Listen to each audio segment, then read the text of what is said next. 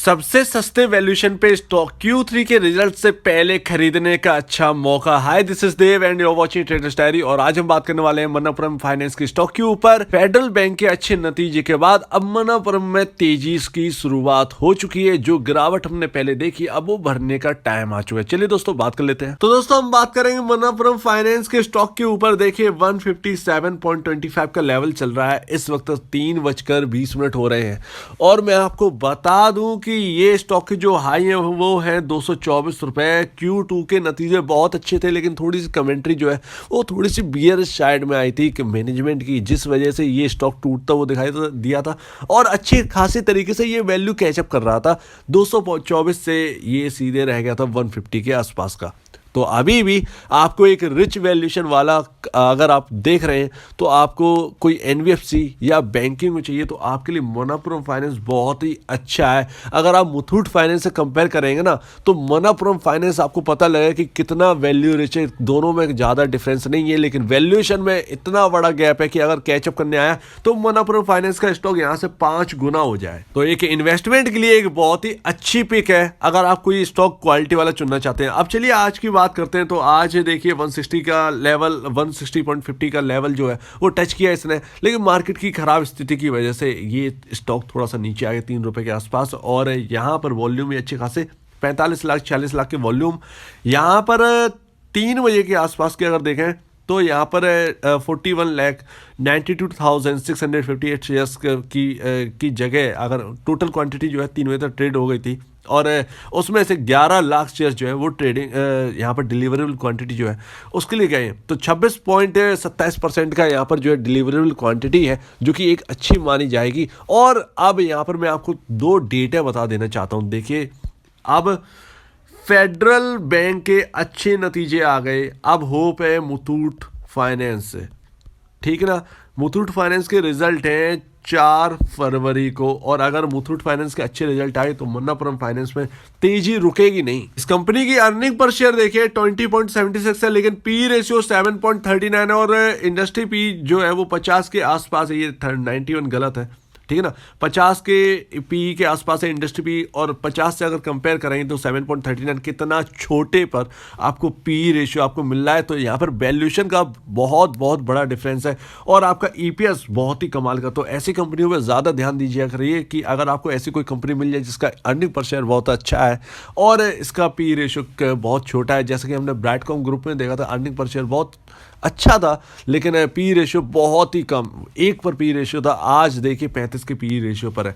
ठीक है, वो छोड़ दीजिए, वो IT कंपनी है, लेकिन अगर मनप्पुरम की बात करें तो बहुत ही सस्ते पर है। बुक वैल्यू 94.14 है और आपका स्टॉक 157 पर काम कर रहा है। कितना डिफरेंस है, 4-5 साल हो गई इस प्राइस पर देखते देखते मनप्पुरम फाइनेंस को। तो यहाँ पर वाकई में एक बड़ा यहाँ पर वैल्यूएशन का गैप है जो कि अब शायद भरता हुआ नजर आए। इवन अगर आप देखें FIIs की स्टेक तो सबसे ज्यादा मनप्पुरम फाइनेंस में देखिए 34.81 का FIIs का स्टेक है इस कंपनी के अंदर। ध्यान रखिएगा 34.81% FIIs का स्टेक है।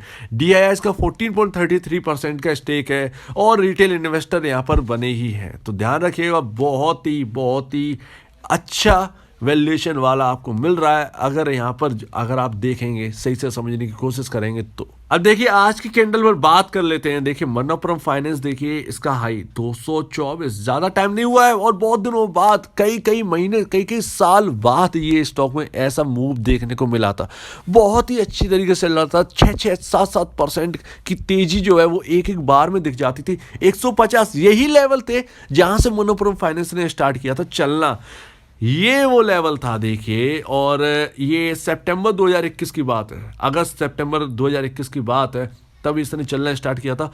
और भैया ये नवंबर के मिड में यहाँ पर जो है 224 रुपए का हाई लगा दिया था।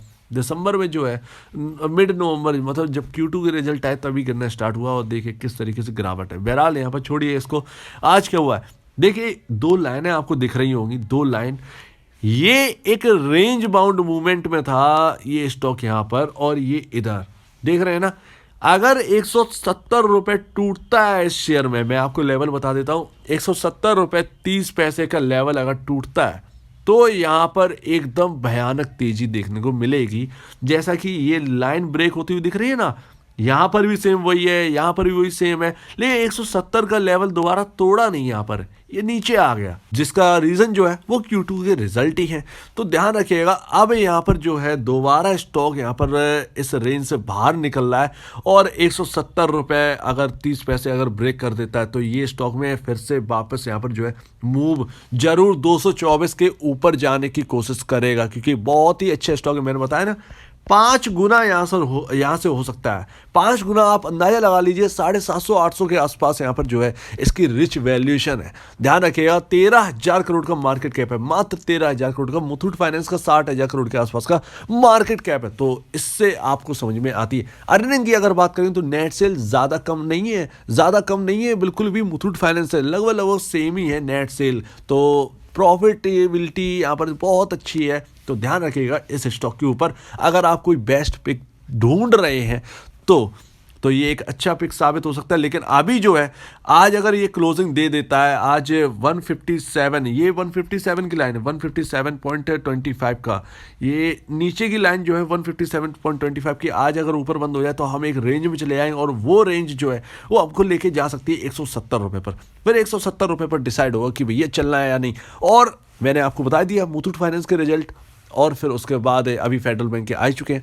तो ये तीनों कंपनी जब अच्छे रिजल्ट, दोनों कंपनी के अच्छे रिजल्ट आ जाएं तो होप फिर क्या रहेगी, फिर मनोपुरम फाइनेंस रहेगी। तो मनोपुरम फाइनेंस में फिर तेजी देखने को मिल सकती है और डिविडेंड भी यहाँ पर जो है आ सकता है इस क्वार्टर में। तो आशा करता हूँ आपको पूरी बात समझ में आ गई होगी। बहुत ही सस्ते वैल्यूएशन पे आपको मिल रहा है, तो इससे बढ़िया कुछ नहीं। यहाँ पर रिस्क भी बहुत कम है और रिवॉर्ड आपका फेवरेबल है। तो रिस्क और रिवॉर्ड आपके फेवर में है। ध्यान दीजिएगा इस स्टॉक के ऊपर स्टॉप लॉस लगाना ही है तो आप 149 के आसपास लगा के चलें, क्योंकि यही एक कैंडल है जो कि अब इतनी तेजी में बनी थी। जब गिरावट हुई इतनी भारी तो तब ये सुधरा और देखिए कहाँ पर है। तो इसके ऊपर जरूर नजर रखिए, मनोपुरम फाइनेंस के ऊपर। आशा करता हूँ आपको पूरी बात समझ में आ गई होगी। अगर आपको कोई भी प्रॉब्लम है, कुछ पूछना है, कुछ बताना है, कुछ कहना है तो प्लीज़ कमेंट सेक्शन में कहिएगा। और अब दीजिए मुझे इजाजत। वीडियो देखने के लिए बहुत बहुत धन्यवाद दोस्तों।